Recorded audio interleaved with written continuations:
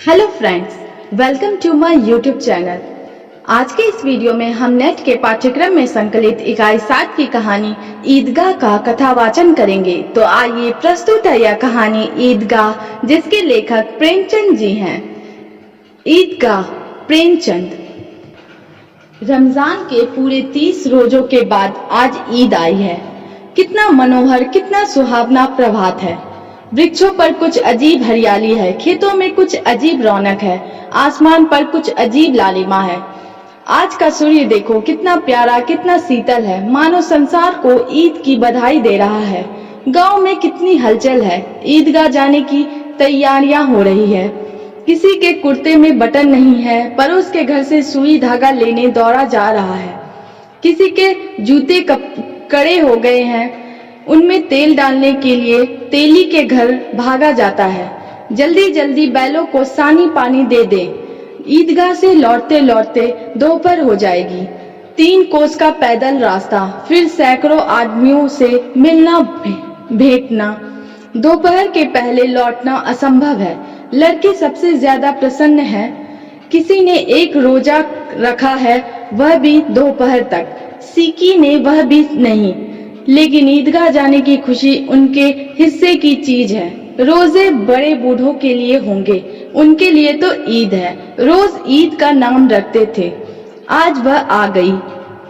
अब जल्दी पड़ी है कि लोग ईदगाह क्यों नहीं चलते। इन्हें गृहस्थी की चिंताओं से क्या प्रयोजन। सवैयों के लिए दूध और शक्कर घर में है या नहीं, इनकी बला से ये तो सवैयां खाएंगे। वह क्या जाने कि अब्बा जान क्यों बदहवास चौधरी कायम अली के घर दौड़े जा रहे हैं। उन्हें क्या खबर कि चौधरी आज आंखें बदल ले तो यह सारी ईद मुहर्रम हो जाए। उनकी अपनी जेबों में तो कुबेर का धन भरा हुआ है। बार बार जेब से अपना खजाना निकालकर गिनते हैं और खुश होकर फिर रख लेते हैं। महमूद गिनता है, 1 2 10 12। उसके पास 12 पैसे हैं। मोहसिन के पास 1 2 3 8 9 15 पैसे हैं। इन्हें अनगिनती पैसों में अनगिनती चीजें लाएंगे, खिलौने, मिठाइयाँ, बिगुल, गेंद और ना जाने क्या क्या। और सबसे ज्यादा प्रसन्न है हामिद। वह 4-5 साल का गरीब सूरत दुबला पतला लड़का, जिसका बाप गत वर्ष हैजे की भेंट हो गया और माँ ना जाने क्यों पीली होती होती एक दिन मर गई। किसी को पता न चला क्या बीमारी है। कहती भी तो कौन सुनने वाला था। दिल पर जो कुछ बीतती थी वह दिल में ही सहती थी, और जब ना सहा गया तो संसार से विदा हो गई। अब हामिद अपनी बूढ़ी दादी अमीना की गोद में सोता है और उतना ही प्रसन्न है। उसके अब्बा जान रुपए कमाने गए हैं, बहुत सी थैलियां लेकर आएंगे। अम्मी जान अल्लाह मियाँ के घर से उसके लिए बड़ी बड़ी अच्छी चीजें लाने गई है, इसलिए हामिद प्रसन्न है। आशा तो बड़ी चीज है, और फिर बच्चों की आशा। उनकी कल्पना तो राई का पर्वत बना लेती है। हामिद के पाँव में जूते नहीं हैं, सिर पर एक पुरानी धुरानी टोपी है जिसका गोट काला पड़ गया है। फिर भी वह प्रसन्न है। जब उसके अब्बा जान थैलियां और अम्मी जान नियामतें लेकर आएंगी तो वह दिल के अरमान निकाल लेगा। तब देखेगा महमूद, मोहसिन, नूरे और सम्मी कहां से उतने पैसे निकालेंगे।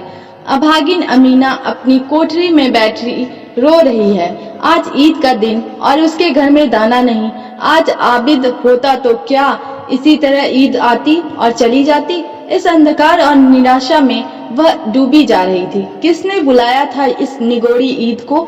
इस घर में उसका काम नहीं है, लेकिन हामिद, उसे किसी के मरने जीने से क्या मतलब। उसके अंदर प्रकाश है, बाहर आशा। विपत्ति अपना सारा दल बल लेकर आए, हामिद की आनंद भरी चितवन उसका विध्वंस कर देगी। हामिद भीतर जाकर दादी से कहता है, तुम डरना नहीं अम्मा, मैं सबसे पहले आऊंगा, बिल्कुल ना डरना। अमीना का दिल कचोट रहा है। गांव के बच्चे अपने अपने बाप के साथ जा रहे हैं। हामिद के बाप अमीना के सिवा और कौन है। उसे कैसे अकेले मेले जाने दे। उस भीड़ भाड़ में बच्चा कहीं खो जाए तो क्या हो। नहीं, अमीना उसे यूं ना जाने देगी। नहीं, नन्ही सी जान 3 कोस चलेगा कैसे, पैर में छाले पड़ जाएंगे, जूते भी तो नहीं है। वह थोड़ी थोड़ी दूर पर उसे गोद ले लेगी, लेकिन यहाँ सेवैयां कौन पकाएगा। पैसे होते तो लौटते लौटते सब सामग्री जमा करके चटपट बना लेती। यहाँ तो घंटों चीजें जमा करते लगेंगे, मांगे ही का तो भरोसा ठहरा। उस दिन फहीमन के कपड़े सिए थे, 8 आने पैसे मिले थे। उस अठन्नी को ईमान की तरह बचाती चली आती थी इसी ईद के लिए। लेकिन कल ग्वालन सिर पर सवार हो गई तो क्या करती। हामिद के लिए कुछ नहीं है, 2 पैसे का दूध तो चाहिए ही। अब तो कुल 2 आने पैसे बच रहे हैं। 3 पैसे हामिद की जेब में, 5 अमीना के बटवे में। यही तो बिसात है और ईद का त्योहार। अल्लाह ही बेड़ा पार लगावे। धोबन और नाइन और मेहत रानी और चूड़ी हारिन सभी तो आएंगी। सभी को सेवैयां चाहिए और थोड़ा किसी की आंखों नहीं लगता। किस किस से मुंह चुराएगी, और मुंह क्या चुराए। साल भर का त्योहार है, जिंदगी खैरियत से रहे। उनकी तकदीर भी तो उसी के साथ है। बच्चे को खुदा सलामत रखे, ये दिन भी कट जाएंगे। गांव से मेला चला और बच्चों के साथ हामिद भी जा रहा था। कभी सबके सब दौड़कर आगे निकल जाते, फिर किसी पेड़ के नीचे खड़े होकर साथ वालों का इंतजार करते। ये लोग क्यों इतना धीरे धीरे चल रहे हैं। हामिद के पैरों में तो जैसे पड़ लग गए हैं। वह कभी थक सकता है। शहर का दामन आ गया। सड़क के दोनों ओर अमीरों के बगीचे हैं। पक्की 4 दीवारी बनी हुई है। पेड़ों में आम और लीचियां लगी हुई है। कभी कभी कोई लड़का कंकड़ी उठाकर आम पर निशाना लगाता है। माली अंदर से गाली देता हुआ निकलता है। लड़के वहां से एक फरलांग पर हैं, खूब हंस रहे हैं। माली को कैसे उल्लू बनाया है। बड़ी बड़ी इमारतें आने लगी। यह अदालत है, यह कॉलेज है, यह क्लब घर है। इतने बड़े कॉलेज में कितने लड़के पढ़ते होंगे। सब लड़के नहीं है जी, बड़े बड़े आदमी हैं। सच, उनकी बड़ी बड़ी मूछें हैं। इतने बड़े हो गए, अभी तक पढ़ने जाते हैं। ना जाने कब तक पढ़ेंगे और क्या करेंगे इतना पढ़कर। हामिद के मदरसे में 2-3 बड़े बड़े लड़के हैं, बिल्कुल 3 कौड़ी के। रोज मार खाते हैं, काम से जी चुराने वाले। इस जगह भी उसी तरह के लोग होंगे और क्या। क्लब घर में जादू होता है, सुना है। यहाँ मुर्दे की खोपड़ियां दौड़ती है और बड़े बड़े तमाशे होते हैं, पर किसी को अंदर नहीं जाने देते। और यहाँ शाम को साहब लोग खेलते हैं, बड़े बड़े आदमी खेलते हैं। मूंछों दाढ़ी वाले और मेमी खेलती है। सच, हमारी अम्मा को वह दे दो, क्या नाम है, बैट, तो उसे पकड़ ही ला सके, घुमाते ही लुढ़क न जाए। महमूद ने कहा, हमारी अम्मी जान का तो हाथ कांपने लगे, अल्लाह कसम। मोहसिन बोला, अम्मी मनु आटा पीस डालती है, जरा सा बैट पकड़ लेंगी तो हाथ कांपने लगे। सैकड़ों घड़े पानी रोज निकालती है, 5 घड़े तो मेरी भैंस पी जाती है। किसी मेम को 1 घड़ा पानी भरना पड़े तो आंखों तले अंधेरा आ जाए। महमूद, लेकिन दौड़ती तो नहीं, उछल कूद तो नहीं सकती। मोहसिन, हाँ उछल कूद नहीं सकती, लेकिन उस दिन मेरी गाय खुल गई थी और चौधरी के खेत में जा पड़ी थी तो अम्मा इतनी तेज दौड़ी कि मैं उन्हें ना पा सका। सच। आगे चले। हलवाइयों की दुकानें शुरू हुई। आज खूब सजी हुई थी। इतनी मिठाइयाँ कौन खाता है। देखो ना, एक एक दुकान पर मनो होंगी। सुना है रात को जिन्नात आकर खरीद ले जाते हैं। अब्बा कहते थे कि आधी रात को एक आदमी हर दुकान पर जाता है और जितना माल बचा होता है वह तुलवा लेता है और सचमुच के रुपए दे देता है, बिल्कुल ऐसे ही रुपए। हामिद को यकीन न आया, ऐसे रुपए जिन्नात को कहां से मिल जाएंगे। मोहसिन ने कहा, जिन्नात को रुपए की क्या कमी कि जिस खजाने में चाहे चले जाएं, लोहे के दरवाजे तक उन्हें नहीं रोक सकते। जनाब, आप हैं किस फेर में, हीरे जवाहरात तक उनके पास रहते हैं, जिससे खुश हो गए उसे टुकड़ों जवाहरात दे दिए। अभी यहीं बैठे हैं, 5 मिनट में कहो कलकत्ता पहुंच जाए। हामिद ने फिर पूछा, जिन्नात बहुत बड़े बड़े होते होंगे? मोहसिन, एक एक आसमान के बराबर होता है जी। जमीन पर खड़ा हो जाए तो उसका सिर आसमान से जा लगे, मगर चाहे तो एक लोटे में घुस जाए। हामिद, लोग उन्हें खुश करते होंगे, कोई मुझे वह मंत्र बता दे तो एक जिन्न को खुश कर लूं। मोहसिन, अब यह तो मैं नहीं जानता, लेकिन चौधरी साहब के काबू में बहुत से जिन्नात है। कोई चीज चोरी जाए, चौधरी साहब उसका पता लगा देंगे और चोर का नाम भी बता देंगे। जुमराती का बछवा उस दिन खो गया था। 30 दिन हैरान हुए, कहीं ना मिला। तब छक मारकर चौधरी के पास गए। चौधरी ने तुरंत बता दिया कि मवेशी खाने में है और वहीं मिला। जिन्नात आकर उन्हें सारे जहान की खबरें दे जाते हैं। अब उसकी समझ में आ गया कि चौधरी के पास क्यों इतना धन है और क्यों उनका इतना सम्मान है। आगे चले, यह पुलिस लाइन है, यही सब कानिस्टेबल कवायद करते हैं। रैट एंड फाइफो रात को बेचारे घूम घूम कर पहरा देते हैं, नहीं चोरियां हो जाए। मोहसिन ने प्रतिवाद किया, यह कांस्टेबल पहरा देते हैं, तभी तुम बहुत जानते हो। अजी हजरत, यही चोरी कराते हैं। शहर के जितने चोर डाकू हैं सब इनसे मिले रहते हैं। रात को ये लोग चोरों से तो कहते हैं चोरी करो, और आप दूसरे मोहल्ले में जाकर जागते रहो पुकारते हैं। जब भी इन लोगों के पास इतने रुपए आते हैं, मेरे मामू एक थाने में कांस्टेबल हैं, 20 रुपया महीना पाते हैं, लेकिन 50 रुपए घर भेजते हैं। अल्लाह कसम, मैंने एक बार पूछा था कि मामू आप इतने रुपए कहाँ से पाते हैं? हंसकर कहने लगे, बेटा अल्लाह देता है।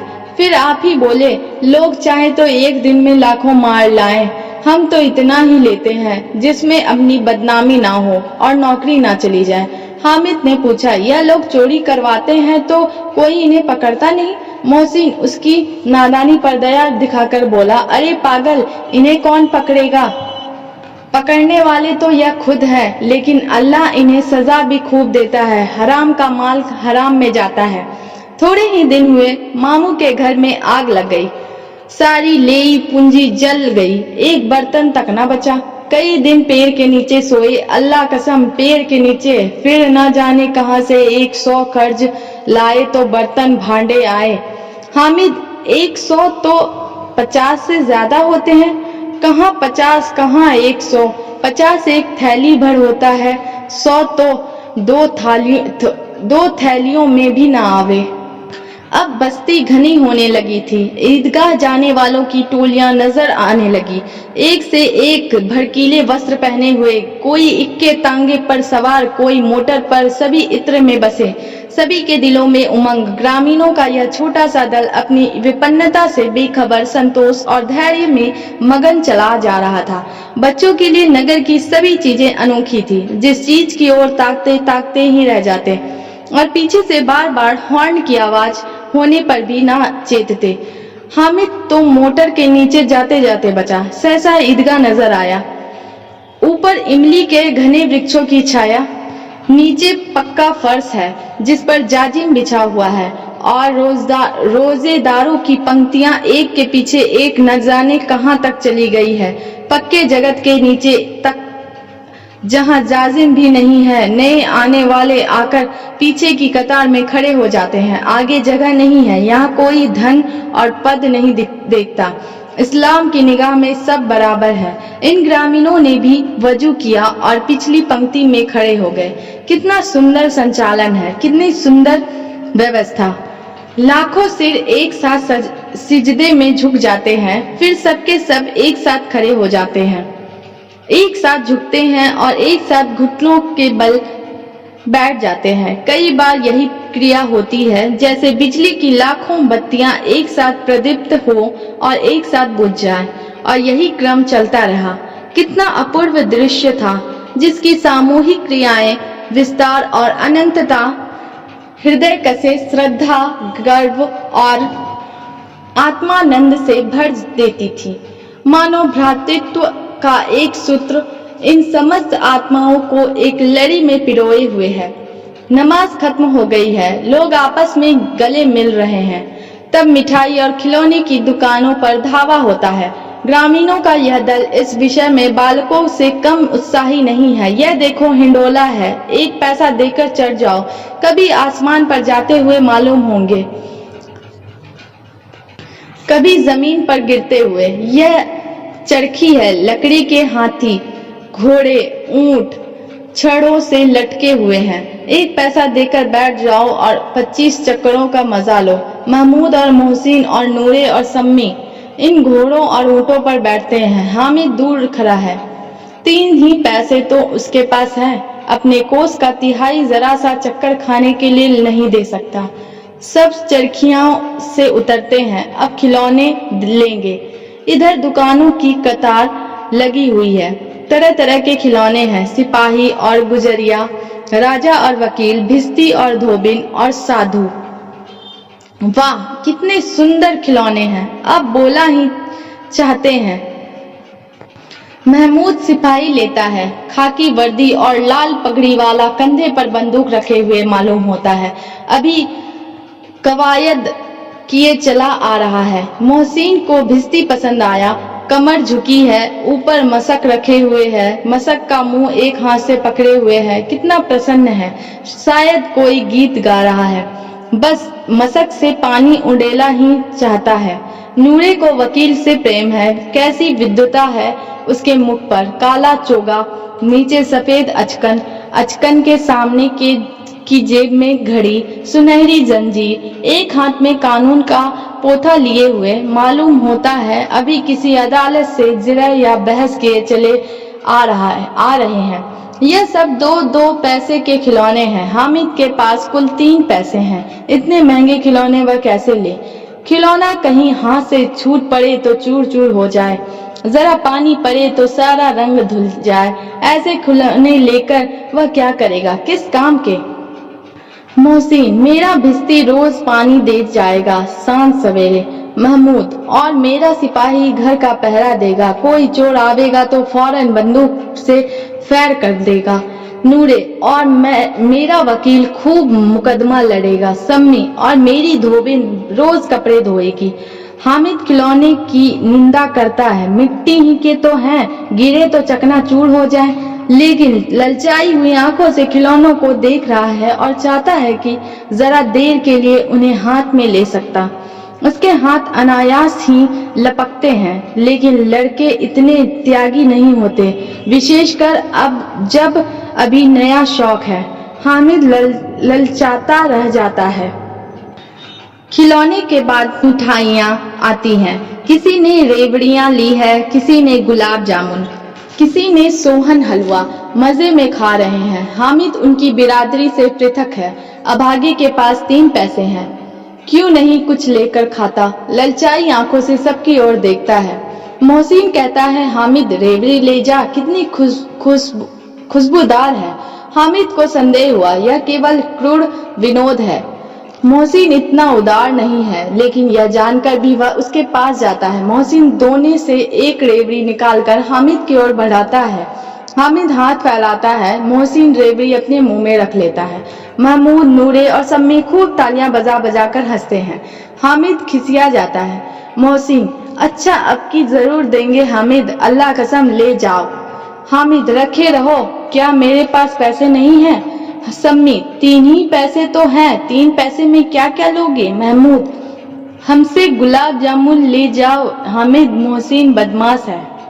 हामिद, मिठाई कौन बड़ी नेमत है, किताब में इसकी कितनी बुराइयां लिखी है। मोहसिन, लेकिन दिल में कह रहे होगे कि मिले तो खा ले, अपने पैसे क्यों नहीं निकालते? महमूद, हम समझते हैं इसकी चालाकी, जब हमारे सारे पैसे खर्च हो जाएंगे तो हमें ललचा ललचा कर खाएगा। मिठाइयों के बाद कुछ दुकानें लोहे की चीजों की है, कुछ गिलट और कुछ नकली गहनों की। लड़कों के लिए यहाँ कोई आकर्षण न था, वह सब आगे बढ़ जाते हैं। हामिद लोहे की दुकान पर रुक जाता है, कई चिमटे रखे हुए थे, उसे ख्याल आया दादी के पास चिमटा नहीं है। तवे से रोटियां उतारती है तो हाथ जल जाता है। अगर वह चिमटा ले जाकर दादी को दे दे तो वह कितनी प्रसन्न होंगी, फिर उनकी उंगलियां कभी न जलेंगी। घर में एक काम की चीज हो जाएगी। खिलौने से क्या फायदा, व्यर्थ में पैसे खराब होते हैं। जरा देर ही तो खुशी होती है, फिर तो खिलौनों को कोई आंख उठाकर नहीं देखता। या तो घर पहुंचते पहुंचते टूट फूट बराबर हो जाएंगे, या छोटे बच्चे जो मेले में नहीं आए हैं जिद करके ले लेंगे और तोड़ डालेंगे। चिमटा कितने काम की चीज है। रोटियां तवे से उतार लो, चूल्हे में सेक लो। कोई आग मांगने आवे तो चटपट चूल्हे से आग निकालकर उसे दे दो। अम्मा बेचारी को कहाँ फुर्सत है कि बाजार आए, और इतने पैसे ही कहाँ मिलते हैं, रोज हाथ जला लेती हैं। हामिद के साथी आगे बढ़ गए। सबील पर सबके सब शरबत पी रहे हैं। देखो सब कितने लालची हैं।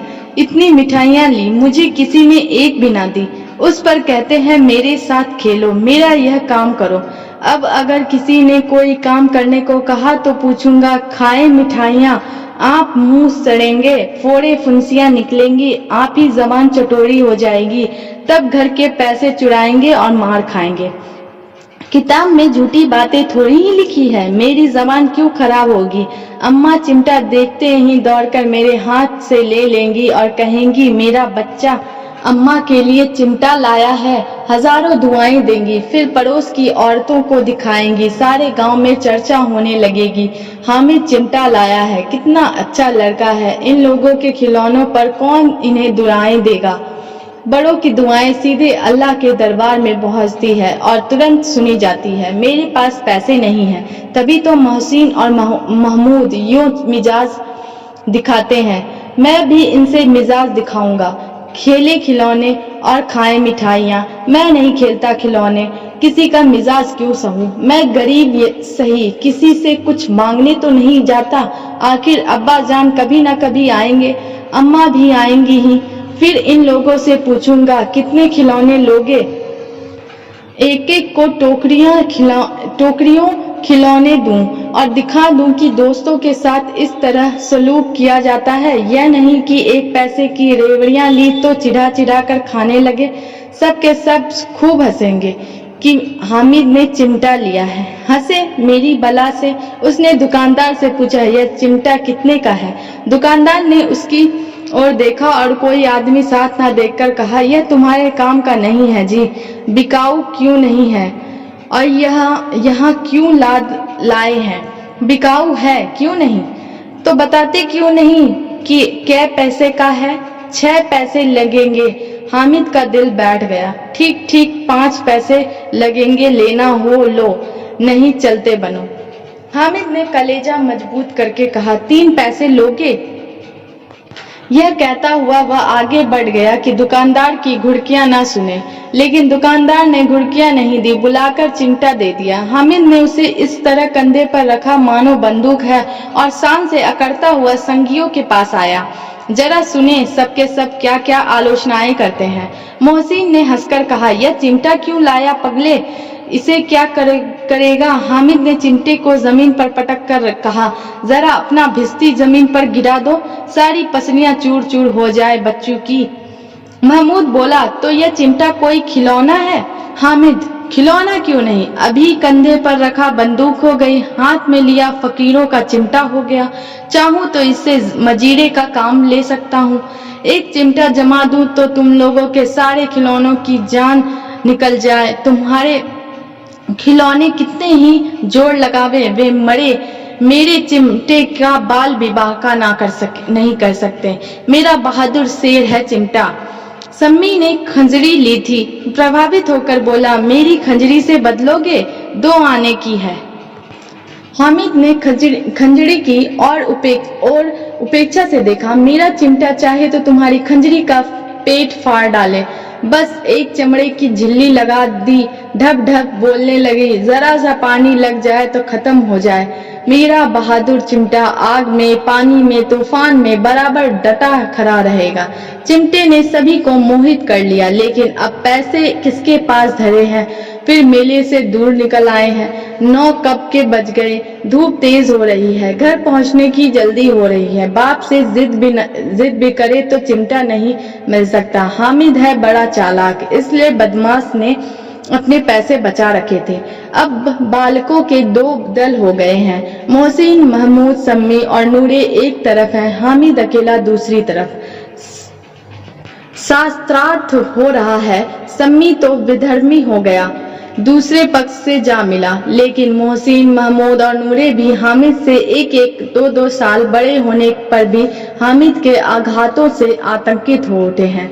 उसके पास न्याय का बल है और नीति की शक्ति। एक ओर मिट्टी है, दूसरी ओर लोहा, जो इस वक्त अपने को फौलाद कह रहा है। वह अजय है, घातक है। अगर कोई शेर आ जाए तो मियाँ भिश्ती के छक्के छूट जाए, मियाँ सिपाही मिट्टी की बंदूक छोड़कर भागे, वकील साहब की नानी मर जाए, चूगे में मुंह छिपाकर जमीन पर लेट जाए, मगर यह चिमटा, यह बहादुर, यह रुस्तमे हिंद लपक कर शेर की गर्दन पर सवार हो जाएगा और उसकी आंखें निकाल लेगा। मोहसिन ने एड़ी चोटी का जोड़ लगाकर कहा, अच्छा पानी तो नहीं भर सकता।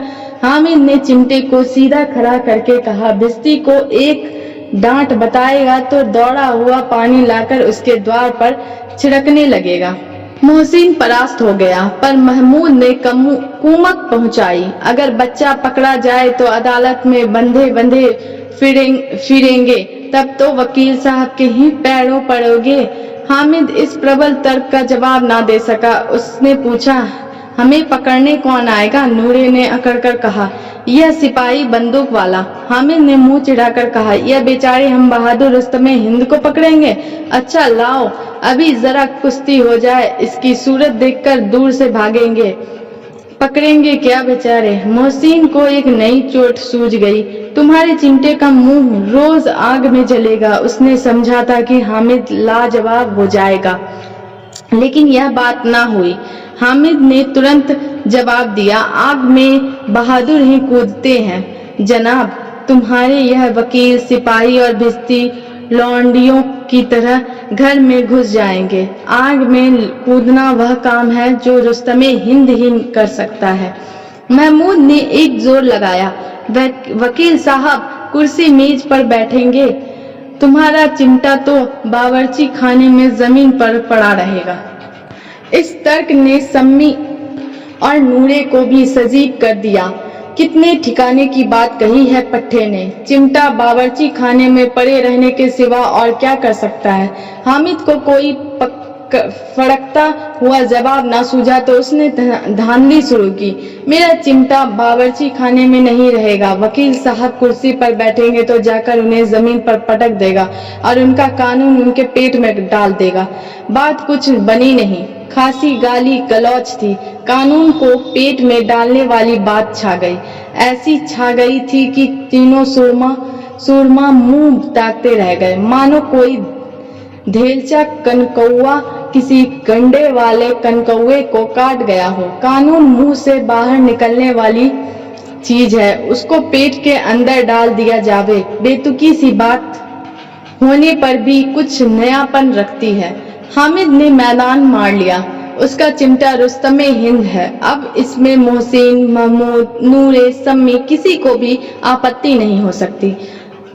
विजेता को हारने वालों से जो सत्कार मिलना स्वाभाविक है, वह हामिद को भी मिला। औरों ने 3-4 आने पैसे खर्च किए, पर कोई काम की चीज ना ले सके। हामिद ने 3 पैसे में रंग जमा दिया। सच ही तो है, खिलौनों का क्या भरोसा, टूट फूट जाएंगे। हामिद का चिमटा बना रहेगा बरसों। संधि की शर्त तय होने लगी। मोहसिन ने कहा, जरा अपना चिमटा दो, हम भी देखे, तुम हमारा भिश्ती लेकर देखो। महमूद और नूरे ने भी अपने अपने खिलौने पेश किए। हामिद को इन शर्तों के मानने में कोई आपत्ति न थी। चिमटा बारी बारी से सबके हाथ में गया और उनके खिलौने बारी बारी से हामिद के हाथ में आए। कितने खूबसूरत खिलौने हैं। हामिद ने हारने वाले के आंसू पोंछे। मैं तुम्हें चिढ़ा रहा था, सच। यह लोहे का चिमटा भला इन खिलौनों की क्या बराबरी करेगा? मालूम होता है अब बोले। लेकिन मोहसिन की पार्टी को इस दिलासे से असंतोष नहीं होता। चिमटे का सिक्का खूब बैठ गया है। चिपका हुआ टिकट अब पानी से नहीं छूट रहा है। मोहसिन, लेकिन इन खिलौनों के लिए कोई हमें दुआ तो न देगा? महमूद, दुआ के लिए फिरते हो, उल्टे मार ना पड़े। अम्मा जरूर कहेंगी कि मेले में मिट्टी के खिलौने तुम्हें मिले। हामिद को स्वीकार करना पड़ा कि खिलौनों को देखकर किसी की माँ इतनी खुश ना होगी जितनी दादी चिमटे को देखकर होगी। 3 पैसे ही में तो इसे सब कुछ करना था और उन पैसों के इस उपयोग पर पछतावे की बिल्कुल जरूरत ना थी। फिर अब तो चिमटा रुस्तमे हिंद है और सभी खिलौनों का बादशाह। रास्ते में महमूद को भूख लगी। उसके बाप ने केले खाने को दिए। महमूद ने केवल हामिद को साजी बनाया। उसके अन्य मित्र मुंह ताकते रह गए। उस चिमटे का प्रसाद था। 11 बजे सारे गांव में हलचल मच गई। मेले वाले आ गए। मोहसिन की छोटी बहन ने दौड़कर भिश्ती उसके हाथ से छीन लिया और मारे खुशी के जो उछली तो मियाँ भिश्ती नीचे आ रहे और सुरलोक सिधारे।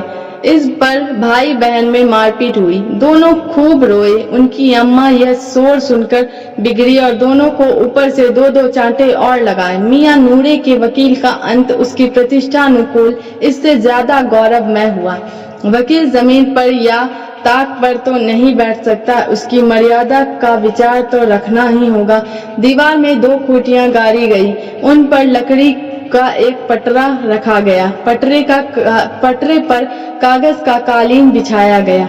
वकील साहब राजा भोज की भांति सिंहासन पर विराजे। नूरे ने उन्हें पंखा झलना शुरू किया। अदालतों में खस की टट्टियां और बिजली के पंखे रहते हैं, क्या यहाँ मामूली पंखा भी ना हो? कानून की गर्मी दिमाग पर चढ़ जाएगी कि नहीं? बांस का पंखा आया और नूरे हवा करने लगे। मालूम नहीं पंखे की हवा से या पंखे की चोट से वकील साहब स्वर्गलोक से मृत्युलोक में आ रहे हैं। उनका माटी का चोला माटी में मिल गया। फिर बड़े जोर शोर से मातम हुआ और वकील साहब की अस्थि घूड़ पर डाल दी गई। अब रहा महमूद का सिपाही। उसे चटपट गांव का पहरा देने का चार्ज मिल गया। लेकिन पुलिस का सिपाही कोई साधारण व्यक्ति तो था नहीं जो अपने पैरों चले। वह पालकी पर चलेगा। एक टोकरी आई, उसमें कुछ लाल रंग के फटे पुराने चिथड़े बिछाए गए जिसमें सिपाही साहब आराम से लेटे।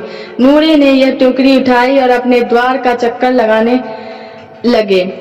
उनके दोनों छोटे भाई सिपाही की तरफ से छोने वाले जागते रहो पुकारते चलते हैं, मगर रात तो अंधेरी ही होनी चाहिए। महमूद को ठोकर लग जाती है। टोकरी उसके हाथ से छूटकर गिर पड़ती है और मियाँ सिपाही अपनी बंदूक लिए जमीन पर आ जाते हैं और उनकी एक टांग में विकार आ जाता है। महमूद को आज ज्ञात हुआ कि वह अच्छा डॉक्टर है।